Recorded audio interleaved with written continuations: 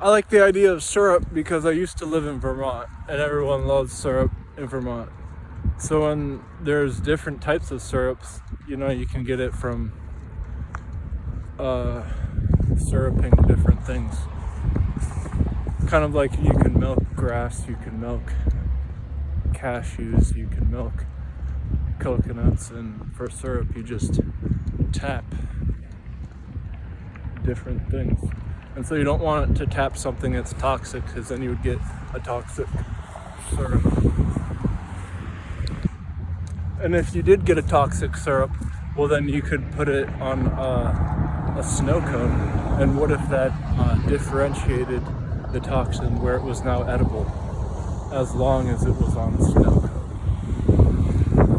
I guess the main point here would be, it would be better to know that, as opposed to not knowing the syrup was toxic. The other day I was talking about turning boxes into bags if you could put a solute on it. And then I just find that syrup, it could be like compartmentalized in so many things. This says nicotine lozenge. That's what the truckers, they use that as their syrup. Quite the bundle. Why would you talk about nicotine turning into a syrup? Well, because it's a resinous construct. The time I did this, I got a bloody knuckle, but it was totally worth it.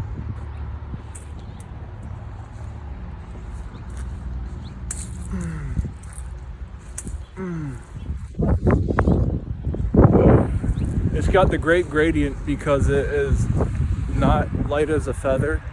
The grain on it allows the contact to initiate a special surface tension. I'm able to control it upon the impact. This is what I found, and it explains the different propulsion rate that was considered. See, this is what I'm talking about, bugs. The propulsion rate we were considered actually gives quite the unique spectrum.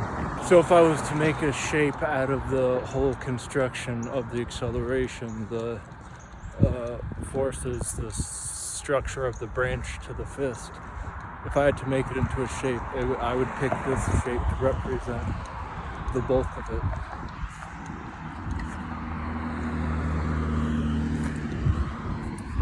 If you're gonna litter in something that is like playing out in the open, perhaps we need more things that are playing out in the open to litter. Now, I did throw that in a litter, considering that it was already been littered. I'm just the one to pick up and look at garbage. But in any case, would it have been illegal if you litter?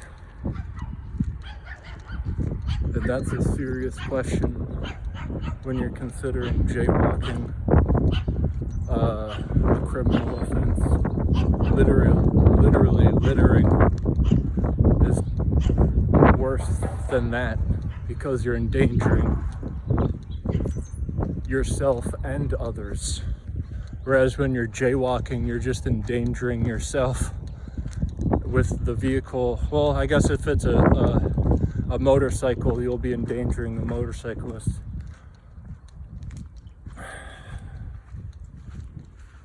You want to talk about quantum to classical?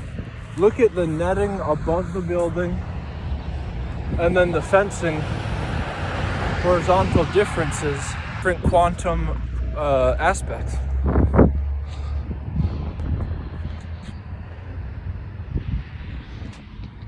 I'll jaywalk, I don't give a...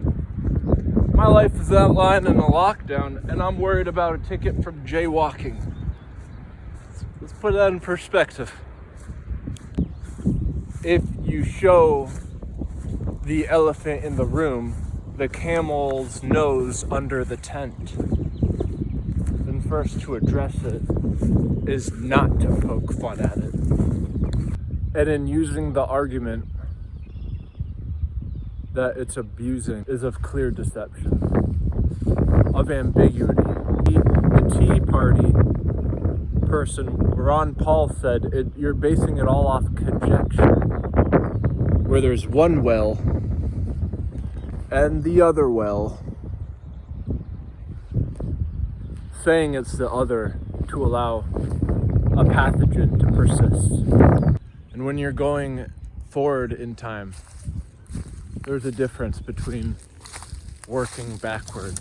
If you're working backwards in time, you're going to see an illusion that some people are going to say it is not going to work. They do not understand the path unless it's a pathogen.